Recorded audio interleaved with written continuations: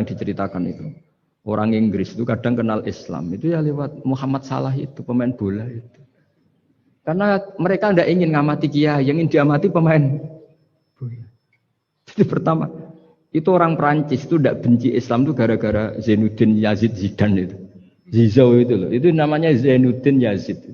Yazid Zainuddin, kena bahasa Prancis jadi Zinedine Zidane. Itu dulu imigran dari Aljazair itu dibenci sama orang Prancis. Tapi setelah yang membawa Prancis juara itu adalah seorang Zidane. Itu terus mereka agak benci Islam karena yang membawa kebanggaan Prancis juara dunia. Apalagi kalau nggak salah pas itu ada 3 pemain Muslim Prancis. Orang ngira orang Prancis tidak benci Islam kan nunggu toleransi beragama lewat buku-buku toleran. Ternyata enggak karena pemain bola aja Pak. Kalau mau mengendaki sampai jurnal-jurnal di Prancis setelah juara dunia siapa bisa membenci orang Aljazair? Mereka harga kita, mereka martabat kita. Padahal dulu pandang sebelah. Dulu itu orang di Inggris, pemain Inggris itu kalau mau sholat susah, mau puasa susah. Terus mereka ingin minta hak puasa kalau musim puasa. Tapi menjadi mudah di luar dugaan. Manchester City dibeli Sulaiman Al-Fahim. Ya sudah mau apa coba manajernya yang punya muslim. Nah, larang sholat tak pecat kan. Ya akhirnya ya malah ada masjid. Pelatihnya kalau ada yang puasa gitu. Monggo dari akan mau apa coba.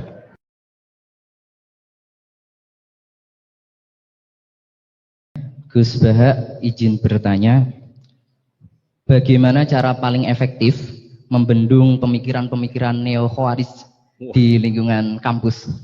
Matur suwun, wassalamualaikum warahmatullahi wabarakatuh. Wah itu jawabnya paling gampang. Biasanya kewajiban itu dibebankan sama yang terkait. Jadi itu tidak saya itu pasti. Saya kan kiai pesantren, kamu kan orang kampus, berarti kewajibannya di Anda bukan di saya. Di mana-mana kewajiban itu dibebankan sama, ya, sudah itu jawabannya gitu.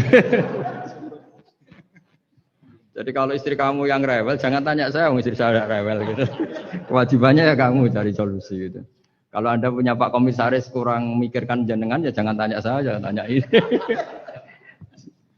Begini ya, sebetulnya kita juga kadang salah mengkategorikan. Ada neo-khawarij, ada Islam ekstremis, ada moderat. Itu omongannya peneliti ya. Itu kan peneliti itu harus mengkategorikan, terus sampling ilmiah harus diputuskan ini kategori apa, solusinya apa. Tapi itu analisis. Sebetulnya masalah itu tidak sesulit itu ya. Kalau Allah menghendaki gampang saja. Misalnya Anda berpikir neo-khawarij, kemudian anak Anda sakit, yang ditegir nyuwun sewu harus hutang tetangga, kebetulan yang ngutangin itu orang Islam moderat. Ini yang sering lupa, para analis itu, saya ulang lagi, para analis itu, mbok yaong regani pangeran, saya itu sering ketemu para analis, sering saya ingatkan, mbok ya kamu itu regani Allah. Allah itu punya hak untuk kreasi, punya hak untuk ngatur, punya hak untuk menentukan. Kita misalnya begini, kadang berpikir, orang neo-khawarij tadi itu bisa enggak ekstrim kalau bacanya buku ini atau ngikuti pikirannya tokoh ini, itu kita. Tapi kalau Allah itu enggak. Saya beberapa kali ada kejadian orang begitu benci misalnya sama Muhammadiyah atau benci sama NU atau benci apa. Itu marine mergo anaknya pacaran terus nikah. Mulane corong Jawa gedeng tapi nyanding. Itu dulu banyak kiai yang benci Muhammadiyah. Bareng anaknya besanan ya baik-baik saja. Karena nanti cucunya jadi Muhammad NU. Itu buahnya ada 1-2 itu. Sama nanti orang yang kuras gitu ternyata pas butuh bantuan yang nolong itu Islam moderat. Akhirnya kan karena Al-Insan Abdul Ihsan itu ya respect. Jadi, nah tapi kita sebagai analis ngiranya kalau pikiran itu dilawan pikiran, tidak mesti juga. Jadi manusia itu segampang itu. Dulu yang namanya Abi Sufyan itu bencinya sama Nabi, Masya Allah juga sebaliknya. Tapi ketika Ummi Habibah jadi istrinya Nabi, itu kebencian yang penggemar Abi Sufyan dan Nabi cair.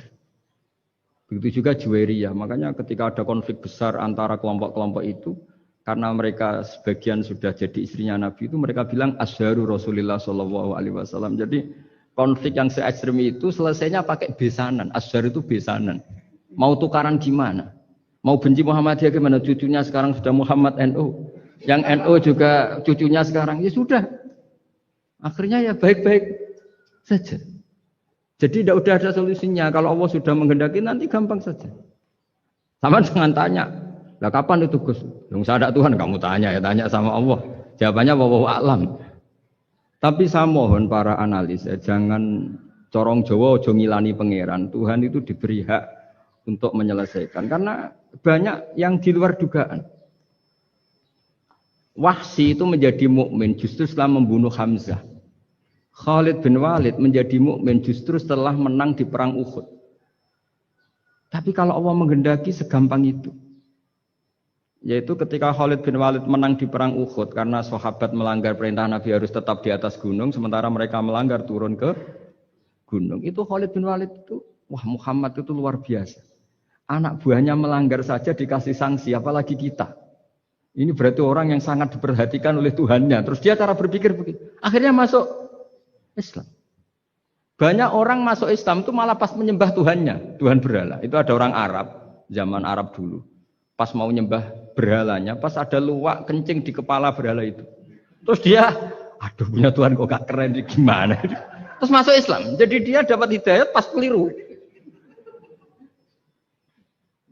Kalau dalam cerita kewalian ya Sunan Kalijogo itu, dia jadi muridnya Sunan Bonang. Kenalan pertama karena begal Sunan Bonang. Pas begal malah jadi murid. Jadi kalau Allah itu punya sekian cara. Kadang kiai itu gak bisa mengislamkan orang, tapi banyak mahasiswa punya pacar non muslim itu yang islamkan pacarnya. Ribet kan kalau sudah mau apa coba itu memang. Ya sudah Allah itu diberi hak ya tetap Allah sebagai Tuhan itu tidak usah. Mbah Mun itu diantara yang sering dikatakan beliau itu dulu saya juga agak protes dengan tanda kutip, tapi beliau ngendikan ya saya sami'na wa ata'na. Kata beliau gini, hak sok itu sing gawa agama nang Indonesia itu pegawai negeri. Yang bawa agama kemana-mana itu pegawai negeri. Saya sempat protes. Lah santri bah, mau santri karuan mau santri. Tapi setelah saya jadi kiai, ya bebas. Setelah saya jadi kiai ini kan sudah jadi kiai betul, sudah jadi kiai betul. Tanpa SK kan kiai. Kalau komisaris pakai SK, kalau kiai itu nggak usah SK. Setelah saya jadi kiai itu sering ada tamu dokter, ada tamu tentara, ada tamu pegawai-pegawai negeri. Itu bilang, saya ini dokter. Karena saya dokter. Kadang datang di pedalaman Papua, NTT itu kan atas nama dokter, yaitu di puskesmas desa-desa tertinggal. Karena mereka muslim berkebutuhan Islam, yaitu ada sholat, ada masjid, ada akhirnya dibikinkan. Dan orang ke sana, orang di sana yang mau apa coba? Wong itu negara. Coba kalau yang datang kita sebagai kiai, dianggap misionaris kan? Artinya begitu juga di Belanda, misalnya ada di New Zealand atau di Jerman. Saya punya banyak kawan yang dulu di kedutaan. Gara-gara persahabatan, mereka duta besar, mereka Muslim. Gara-gara Muslim berkebutuhan bikin masjid. Akhirnya di negara-negara non-Muslim juga banyak masjid, dibikin kedutaan, dibikin mahasiswa. Nah, tapi kalau kita jadi analis, mungkin kita hanya agama ini diajarkan oleh ulama, dibawa oleh santri. Tapi tidak seperti itu. Nyatanya Allah dengan kehendaknya bisa saja menyalurkan agama ini lewat PNS, lewat macam-macam. Jadi Allah itu maha kuasa. Makanya kita ini hanya bersaksi bahwa innallaha ala kulli syai'in. Nah kita sebagai kiai memang bantu mengenalkan ahkam fikihnya yang detail-detail itu. Tapi kalau yang menyebarkan Islam itu Allah punya cara. Saya kemarin pas ketemu Habib Quraisy di antara yang diceritakan itu. Orang Inggris itu kadang kenal Islam itu ya lewat Muhammad Salah itu pemain bola itu. Karena mereka tidak ingin ngamati kiai, yang ingin diamati pemain bola. Jadi pertama itu orang Prancis itu tidak benci Islam itu gara-gara Zainuddin Yazid Zidane itu. Zizou itu loh. Itu namanya Zainuddin Yazid. Yazid Zainuddin kena bahasa Prancis jadi Zinedine Zidane. Itu dulu imigran dari Aljazair itu dibenci sama orang Prancis. Tapi setelah yang membawa Prancis juara itu adalah seorang Zidane. Itu terus mereka agak benci Islam karena yang membawa kebanggaan Prancis juara dunia. Apalagi kalau nggak salah pas itu ada 3 pemain Muslim Prancis. Orang ngira orang Prancis tidak benci Islam kan nunggu toleransi beragama lewat buku-buku toleran. Ternyata enggak, karena pemain bola coba. Kalau mau mengendaki sampai jurnal-jurnal di Prancis setelah juara dunia siapa bisa membenci orang Aljazair? Mereka harga kita, mereka martabat kita. Padahal dulu pandang sebelah. Dulu itu orang di Inggris, pemain Inggris, itu kalau mau sholat susah, mau puasa susah. Terus mereka ingin minta hak puasa kalau musim puasa. Tapi menjadi mudah di luar dugaan. Manchester City dibeli Sulaiman Al-Fahim. Ya sudah, mau apa coba manajernya yang punya muslim. Nah, larang sholat tak pecat. Kan? Ya akhirnya ya malah ada masjid. Pelatihnya kalau ada yang puasa gitu, monggo dari akan mau apa coba. Segampang itu kalau Allah mengubah dunia. Makanya disebut ya muhawwilal ahwal hawil ahwalana ila ahsanil hal, ya muqallibal qulub sabit qalbi ala dinik. Ya udah, pokoknya semua itu ya kita ikhtiar tapi tetap yakin Allah yang punya cara. Dalam sejarah yang terkenal Islam masuk Indonesia itu tidak lewat ustaz, lewat pedagang. Versi ya sejarah yang terkenal meskipun banyak versi. Gara-gara ada pedagang, mereka muslim, mau tidak mau ya tetap berkehidupan muslim. Berhubung kehidupan Islam itu menarik, simpatik, akhirnya banyak yang menjadi Islam. Jadi ya sudah seperti itu. Ya saya kira demikian. Terakhir loh, waktunya. Ya sudah.